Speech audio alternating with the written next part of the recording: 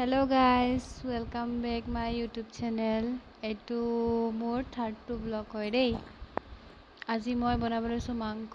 এয়া আলু মাংস কাটি থৈছোঁ আৰু ইয়া মছলা পাতি অকণমান যোগাৰ কৰি থৈছোঁ।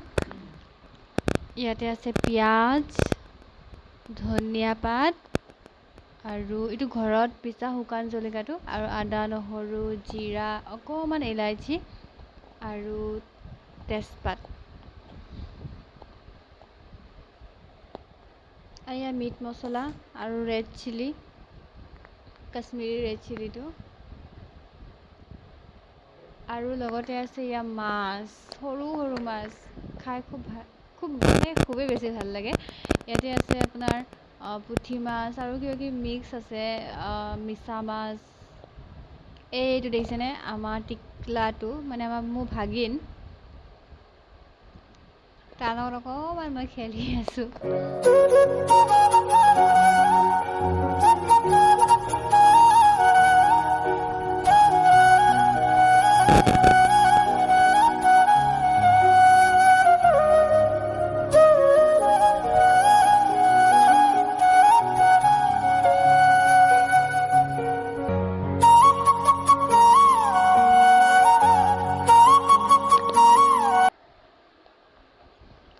ইফালে বহাই দিছোঁ কেৰাহী আৰু মাংস, আলু, ইফালে মছলা এতিয়া পিচিবও লাগিব আৰু মিক্সিত পিচিব লাগিব। আৰু পটাটো আজিকালি মানুহে কমেই আমাৰো আছে পটাত পিছা বস্তু টেষ্টে বেলেগ, কিন্তু হ'লেও আৰু মানে আজিকালি মানুহে চবেই সুবিধাটো বিচাৰে, তো মিক্সিটোত বেছিকৈ সুবিধা হয়, সেইকাৰণে ইয়াতে পিছা হয়। আৰু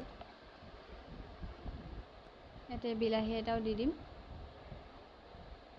সেয়া চাওক কেনেকুৱা হাঁহিছে। বিলাহীটো মই এতিয়া কাটি লৈছোঁ। ফাৰ্ষ্টত কাটিব পাহৰি থাকিলোঁ, তেতিয়াহে মনত পৰিলে আকৌ বিলাহী দিব লাগিব বুলি, সেইকাৰণে বিলাহীটো কাটি লৈছোঁ।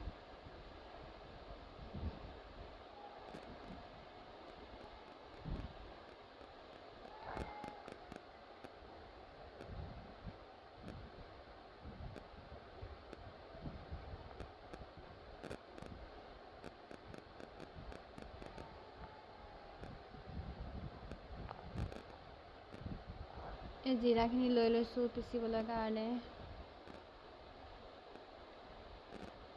মই ইয়াৰ পৰা গোটেই মছলাখিনি লৈ ল'ম, যিখিনি পিচিব লগা আছে সেইখিনি পিচি ল'ম।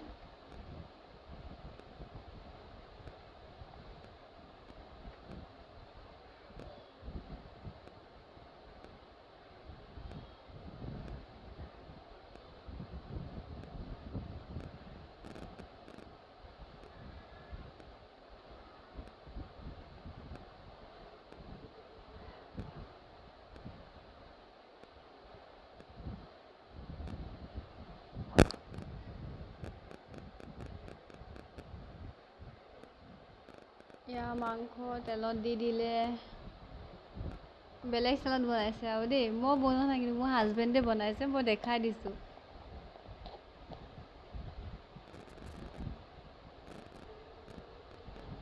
ইফালে কুকাৰত ভাতো বহাই দিলোঁ।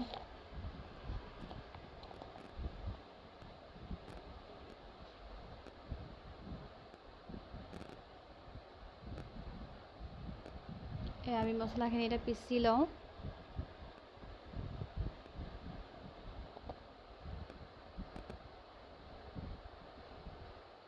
2,000 years later.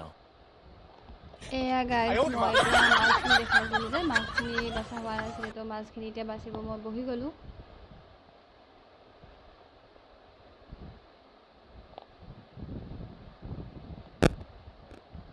পোৱালীয়ে ভাবিছে যে ফটো মাৰিছে, সেইকাৰণে সি পূৰা প'জ দি আছে। চাওকচোন কিমান মৰম লাগিছে ন। এয়া মোৰ মাছ বচা হৈ গ'ল। ইয়াত ধনিয়া পিঁয়াজ জলকীয়া দি দিছোঁ। মই এটা বেলেগ ষ্টাইলত বনাম, আপোনালোকে চাগে এনেকৈ বনাই খাই পাইছে, কিন্তু দেখাই দিছোঁ তথাপিও মই। আৰু যদি খাই পোৱা নাই কমেণ্ট কৰিব, আৰু কোনে কোনে পাইছে চবেই কমেণ্ট কৰিব।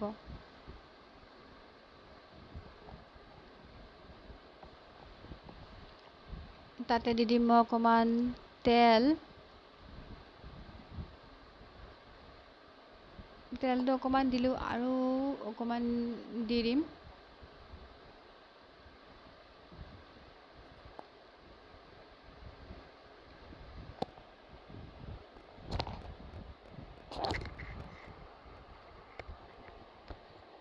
এটা নিমখ হালধি দি দিছোঁ।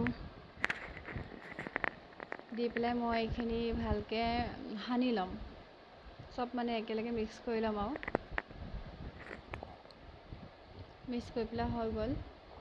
এতিয়া মই গেছটো জ্বলাই দিছোঁ, কেৰাহীৰ ফালে বহাই দিছোঁ।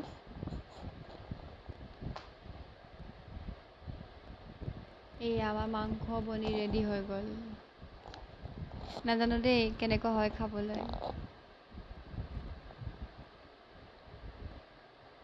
এই কেৰাহী গৰম হৈ গ'ল।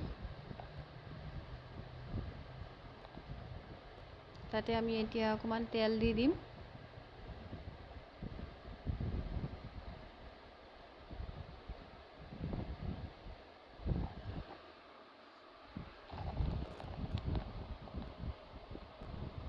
তেলখিনি গৰম হ'বলৈ অকণমান দিছোঁ।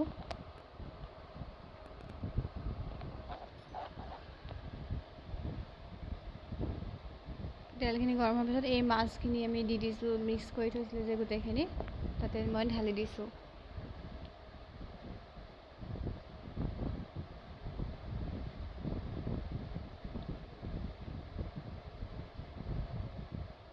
ঢালি পেলাই অকণমান এতিয়া লৰাই দিছোঁ মাছখিনি ধুনীয়াকৈ চব একেলগে।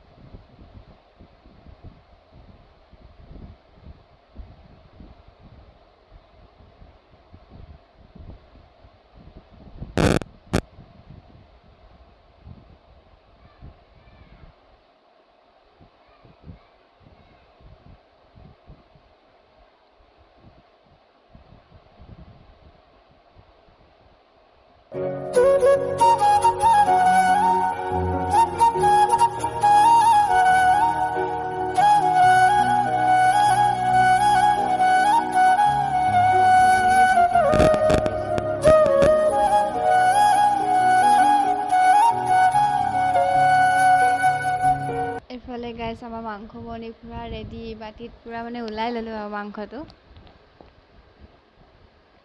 এইফালে চাওঁ আমাৰ মাছটো কি হৈছে। এইয়া চাওকচোন, ধুনীয়াকৈ সিজি গৈছে মাছটো, চব মানে হৈ গ'ল আৰু। এতিয়া খাবলৈহে আৰু জোৰ।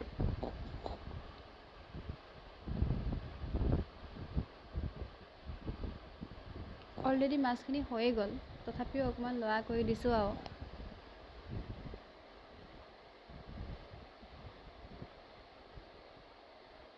এনেকৈ আপোনালোকে খাই পাইছেনে কেতিয়াবা?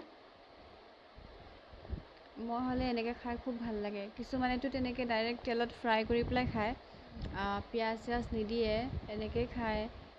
এনেকৈ খাই একচুৱেলি কি হ'ল, মাছটো মানে গোটাকৈ থাকি যাব লাগিছিলে, কিন্তু বেছি মানে লৰাই কৰি দিয়াৰ কাৰণে কি হ'ল, মাছখিনি গোটেই ভাঙি গ'ল। সেই গোটাকৈ থাকিলে খাই খুব মানে এটা বেলেগ টেষ্ট এটা লাগে। বাকী এয়া মাংস আমাৰ ৰেডি হৈ গ'ল। আৰু এয়া আমাৰ মাছ যে বনাইছিলে, এই মাছটো পূৰা ৰেডি হৈ গ'ল। এতিয়া খাবলৈ মানে এতিয়া দেখি মানে ৰ'বও পৰা নাই, এতিয়া খাবলৈহে লাগে আৰু।